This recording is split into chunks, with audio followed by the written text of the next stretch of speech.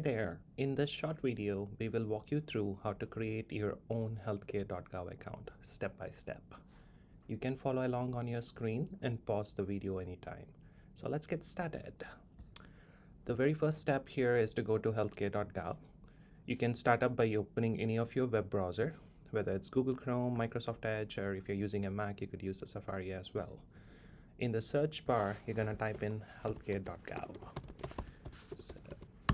And then you should be navigated to a website similar to this. This has not been changed recently, so it hopefully is looking the same when you're trying to log in. And to the very top, you should see an option for login. So click on that. And as you can see, it's right off asking for an username and password right here. But since we don't have an account, we should be using the option of create account.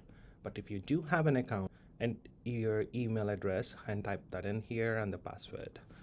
If you don't remember your password, you can click on the forgot your password option and help retrieve your password. It might ask you for security questions, which you would have set up initially when you created your account. If you're unable to remember your security questions, then another option is to call healthcare.gov. And of course, the call volume depends. Especially during the open enrollment, you might have longer wait holds versus a regular time you might be able to get in quicker. So since I'm trying to create an account, I'm going to click on create account option right here. And it's going to ask which state you live in. So we're in Alaska, so I'm going to choose the option of Alaska right there. And it's going to ask you for the first name, last name, email address.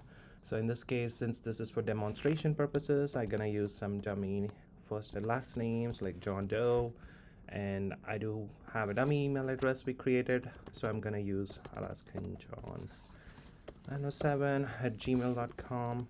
This is a crucial information needed, guys. Even in the future, if you need to log into healthcare.gov, whether it's to change your plan or renew your plan or make any changes to your application, whether it's your income, household, etc., you always need your email address. So when you're entering this email address, just make sure you have access to it, because healthcare.gov sends an email to this email address, which needs to be opened to confirm your account. So without having access to the email address, you won't be able to complete this setup. So if you do not have access to the email, I would have you fix that issue first before even going further on this video. The next option right here is your password. And of course, they do have some criteria needed, which is 8 to 20 characters, uppercase and lowercase letters, one or more numbers. So choose a password which you only remember. And of course, it's going to be hard if you forget it, so take a note of it, whether you're going to save it on a piece of paper or you wanted to save it in your notes section of your phone or anywhere else. And if you're coming for an appointment to the health center, please carry your email address and password, because we won't be able to submit the application without logging into healthcare.gov. The next option right here is to pick your security questions. Like we talked earlier, if in case you forgot your password in the future, they're going to ask you for some security questions, which you're going to set up right now. And this is crucial as well. Take a screenshot or take a photo on your phone or take a note of it on a piece of paper, what questions you're choosing and the answers you're choosing for them. Always choose an answer which you'll remember and can easily retrieve it if needed. So in this case, since this is for demonstration purposes, I'm going to use a random answer. So I'm choosing a second question. And as you can see, if I type in the same answer as my other one, it's going to throw me an error. So what healthcare.gov wants you to do is to have unique answers for every question you choose. You cannot have the same answer across all the 3 questions you're choosing or across 2 questions too. So I'm just changing that answers randomly. And here is my third question. So I do have all my questions and answers. If in case I forgot my password in the future, my first name is entered, my last name, email address, everything looks good. I have access to that email as well, so I can go there immediately once I complete this step. And the last step in the screen is to click on I understand and agree with the healthcare.gov privacy policies and terms and conditions. You need to click on this icon. You can go through the policies and terms and conditions if you would like, but in this case, I'm just going to skip that and click on create account. As you can see, it says your account information has been saved and they have sent an email to the email address I tried to register it. Now, the next step is to go to your email. try to find if you received an email from HealthCare.gov. Well, it looks like I did receive one, and it says verify your HealthCare.gov account. So I'm going to click on it. It's coming from notices at HealthCare.gov. As you can see, this bright yellow or orange color right here, it's telling you to verify my email address. So I need to click on it to complete the setup. So I'm clicking on this verify email, and as you can see, it says your email has been verified, which is good. So we have successfully created an account. So let me click on login and see if I'm able to log into the same email address with the username and password I just created. And almost there. So I entered the password. I'm going to click on login. There you go. Seems like I might have mistyped my email address, so just keep a watch, guys, as you're typing these in. And as you can see, it's prompting to save a password. So if this is my personal computer, so I'm going to save it. But if you're using a public device, please do not do so. If you're using your phone, it's fine to do that as well, but don't do it on any of the public computers. So I'm going to click on save password option right there, and the next screen prompts you to protect your account, which is pretty much setting up a multi-factor authentication, whether to a text message, phone call, or email. This is not a mandatory step. I can do it later as well as needed. So I'm going to choose that option of setup later. And right there, we are in the HealthCare.gov account. Unfortunately, this is not the end. We do have one more crucial step that needs to be completed. This step is mandatory because you cannot submit an application on HealthCare.gov without completing this verification step. To do so, you're going to click on Manage Account Settings options right here. And as you can see, it says my identity wasn't verified. An identity needs to be verified to submit an application. So you can click on this Verify Now option to verify your identity. It's going to ask you some basic information, which includes your social security number as well. So I'm going to click on it. Most likely your account won't be verified because we're using a dummy first name, last name, and a random SSN number of a person who might not exist. So we'll go over how to tackle that one as well. So in this case, I'm going to choose a random birth date. For the social security number, I am just entering a random number. And the home address. This should be your current address. So if you have recently changed, that could be one of the factors why you might not be able to verify your identity if the system is not updated on the federal side. So let me choose an address of the location at this point to see if we can get this through, which most likely won't be because the SSN itself is incorrect. So I'm choosing state of Alaska, the city of Anchorage, and the zip code of 99503. The primary phone number, just give a number which you have access to. And again, depending on the phone type, whether it's a mobile, home, or work, choose the appropriate option. In this case, this is my work number, so I'm going to choose on work right there. And I'm going to click on I agree to have my information used to verify my identity. Like I said, in this case, we won't be able to verify the identity because this is a dummy patient. So I'm going to go ahead and click on agree here and continue.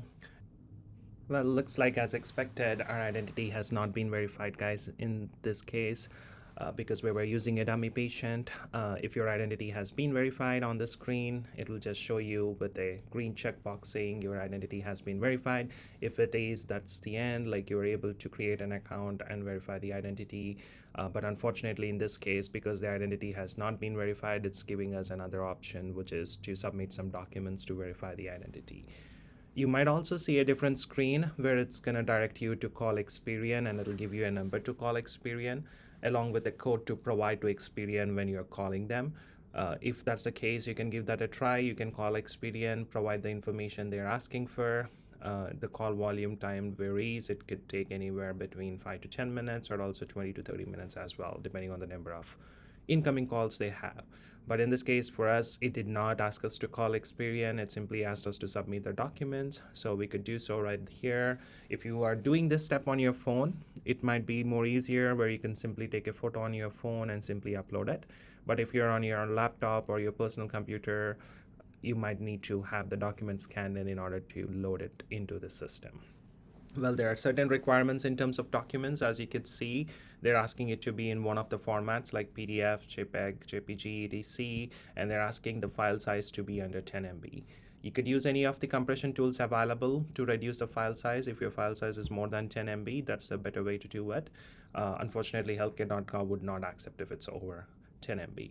And when you're submitting the documents, always make sure you're doing the front and back. For example, if you're doing your state ID or driving license, make sure you're scanning the front of the card as well as the back of the card. There are various document options available right here.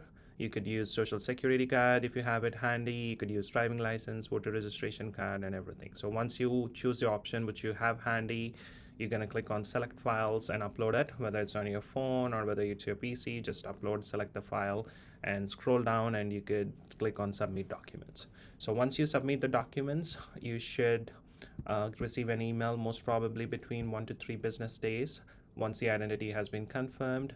The time might vary, especially during open enrollment, where they might have multiple cases where it's taking longer for them to respond. And if you go to your email, you will see like HealthCare.gov already sent me an email to send my documents. So if your account verification has been completed, then you will receive one more email indicating your identity has been verified. So just keep a watch out of it. And of course, as we talked about earlier, you cannot submit an application on healthcare.gov without completing this step. Your account has been created, which is what you have your email address and password for, and a security questions if you forget your password. But you need to complete this step, which is to verify your identity in order to submit any applications on healthcare.gov. And this is common for a few cases where the identity cannot be verified. It's because you might have recently changed an address, or you might have had a recent name change, like a last name change, or your social security number has just been issued, or your work authorization or any other immigration status recently happened. So it might not have been updated, which is why you are asked to prove your identity. So just complete the steps. If you're coming to the health center to complete the rest of the enrollment process, make sure you're carrying all the information we asked you for, which is your email address, password, along with security questions, and also the plan you want to enroll, and make sure your identity is verified before the appointment to make the process smoother.